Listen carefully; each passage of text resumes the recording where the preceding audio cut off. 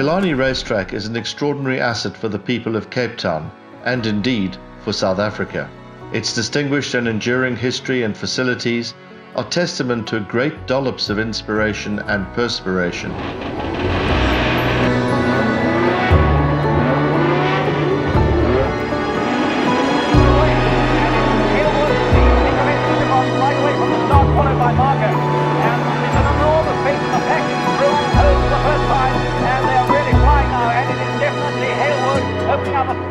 Marco is really pushing very, very hard indeed. And the saloon cars come streaming through. There goes the lead master with the Royal at the wheel, followed by Burford in the second one. Both going extremely well indeed. And it is still Haywood. It is now poised to enjoy the fruits of these labours by tapping into the riches of global motorsport to the benefit of the city.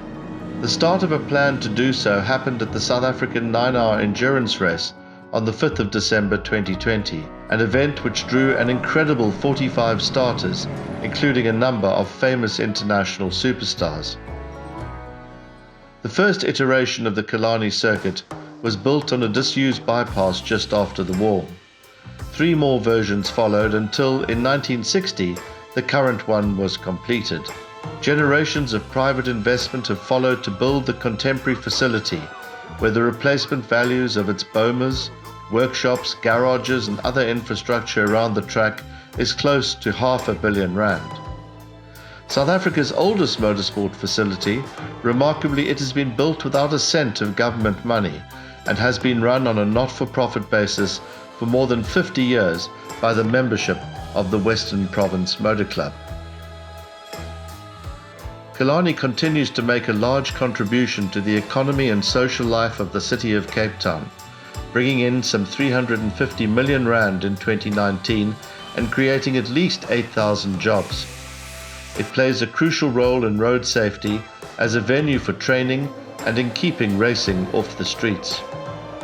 The facility is, in the words of Brian Redman, a former Formula One and sports car driver for Porsche and Ferrari, a diamond in motorsport terms. But the Haywood Redmond Chevron is making a fighting comeback after their long pit stop. Redmond is now only 1 lap behind last. When added to the beautiful surrounds of Cape Town and its iconic Table Mountain, says the Florida resident, Killarney could play a very important role in the global economy of motorsport. Western Cape Premier Alan Windy and Westgro's CEO Tim Harris both took time to visit the track during the race weekend, when they were taken for a few laps. No politician is ever, of course, taken for a ride.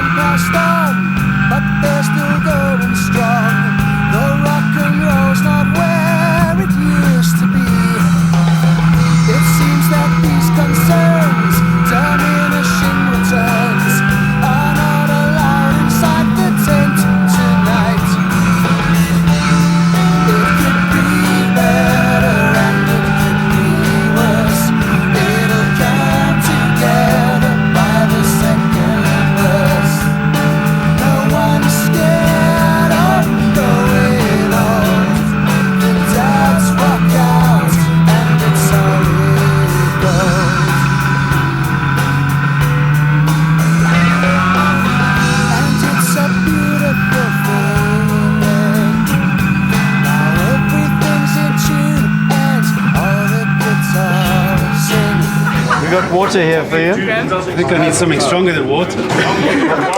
I'm not driving, so it's fine.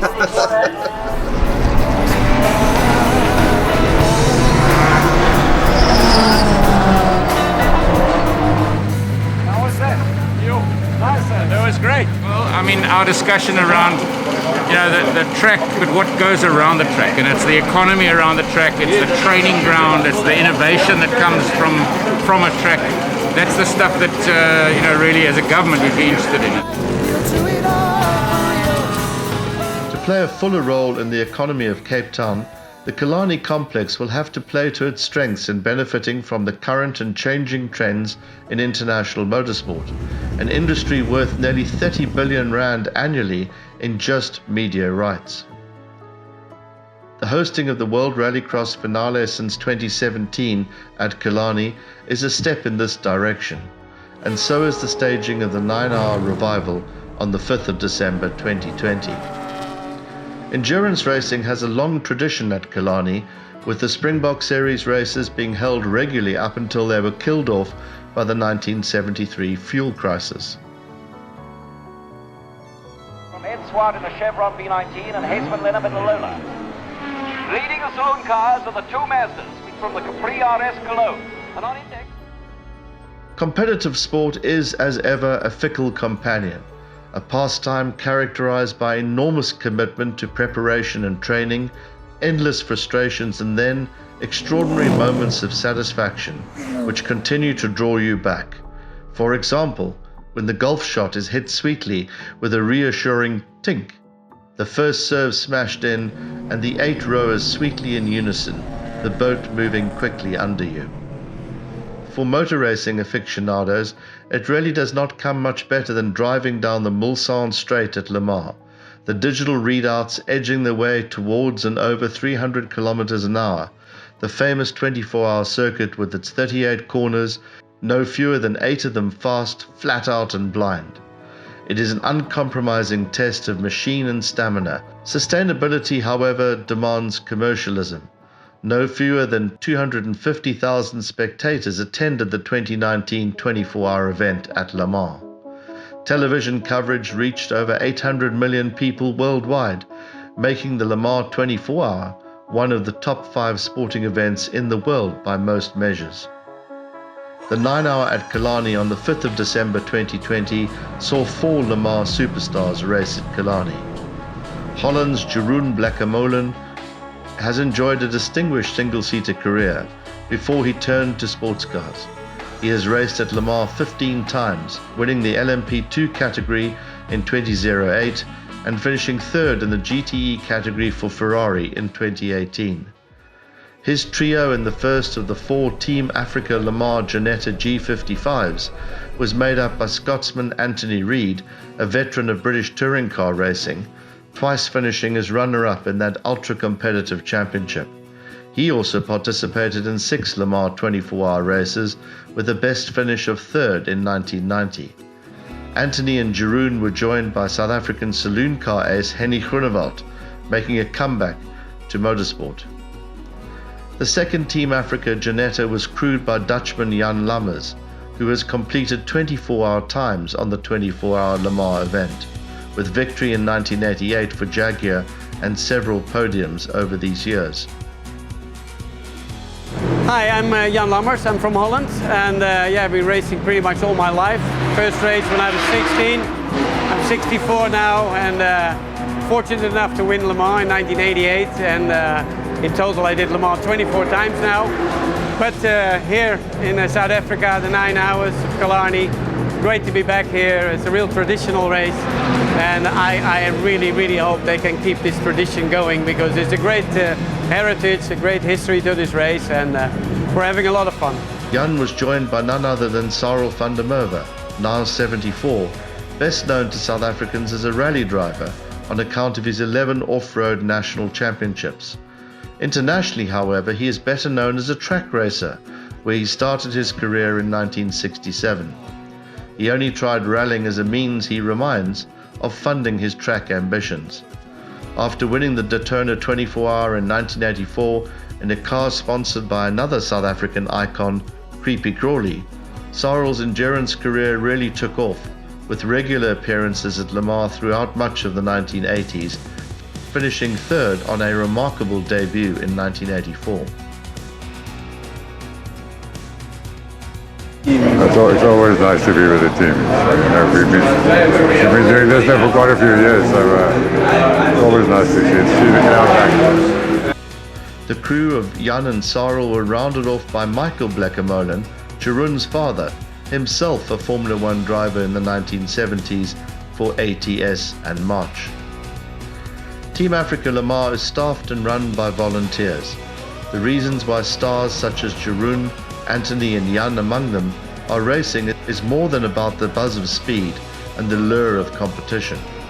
Team Africa Le Mans set a long-term commitment to promoting the anti-poaching cause globally. In 2019, when the team competed at Le Mans, it featured the endangered pangolin on its Bentley GT3. 2 more Team Africa Le Mans Ginettas were entered with drivers including Jeff Mortimer, who like Sarel won South African titles on the track and in a rally car. Mortimer is renowned for his engineering skills, the teams he has run reading like a veritable pantheon of South African motorsport history. Now in his 80s, he is still fettling cars and very quick in them, a regular on the top step at the annual Knysna hill climb, a discipline in which he cut his motorsport teeth in the 1950s. The team was rounded out by Jackie Schechter, son of 6-time South African Drivers' Champion Ian and a nephew of World Champion Jody, along with Tim Riddell, Roddy Mills, lady racer Andrea Bate and myself, Greg Mills. The team and its drivers are together committed to boosting Killarney's role, ensuring it realizes its obvious potential as Cape Town's gateway to the rich world of global motorsport. It's a brutal race on a demanding circuit.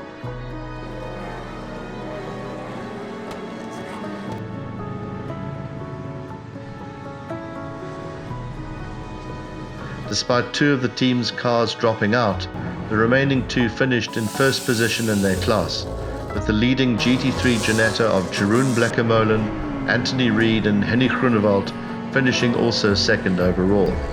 It was the one about the Dutchman, the Scotsman and the South African, but this time it was no joke.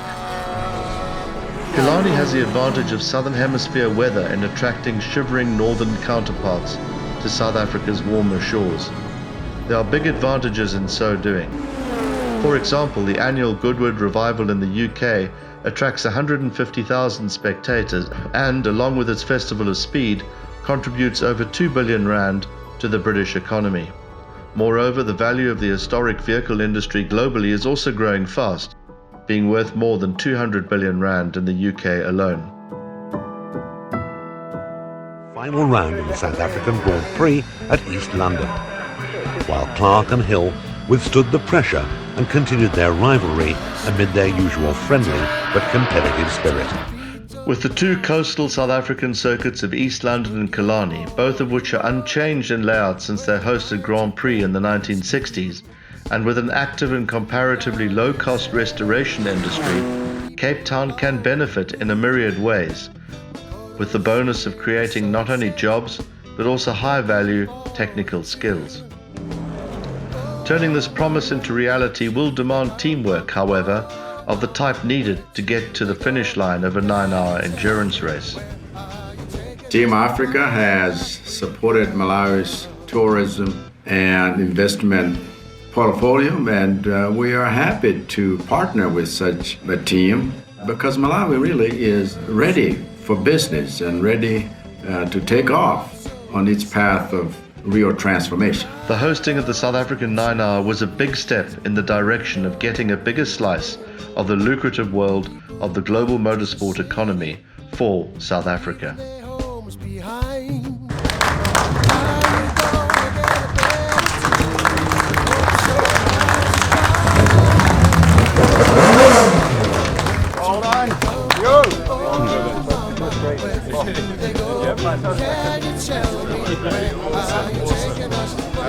This is pure racing. Everybody's here for fun, everybody's smiling, more jokes, but in the end this is also how racing started. People going to the track, and now you arrive at big teams, everything is very serious. one little mistake and it has big penalties or results. So the pressure is on. This is a bit more relaxed, and yeah, I like to go back to these situations every now and then to realize that racing is about fun, because that's in the end the main thing. I would compare it to the tracks I race in the States. It's very challenging. You know, there's not the run-off areas like we have on the Tilke circuits in F1, but that makes it nice to drive. You have to be on it, but that's what a racing driver is looking for. So I loved every lap of it. Killarney is much more than a motorsport facility. It's an economic contributor to the Western Cape, and it's also a social contributor in the form of getting racing off the streets and practicing road safety. So for Team Africa Le Mans, it was a tremendous weekend in terms of racing results, but it was an even better weekend in terms of the social and economic seeds that we believe would be planted for the longevity of such sporting facilities.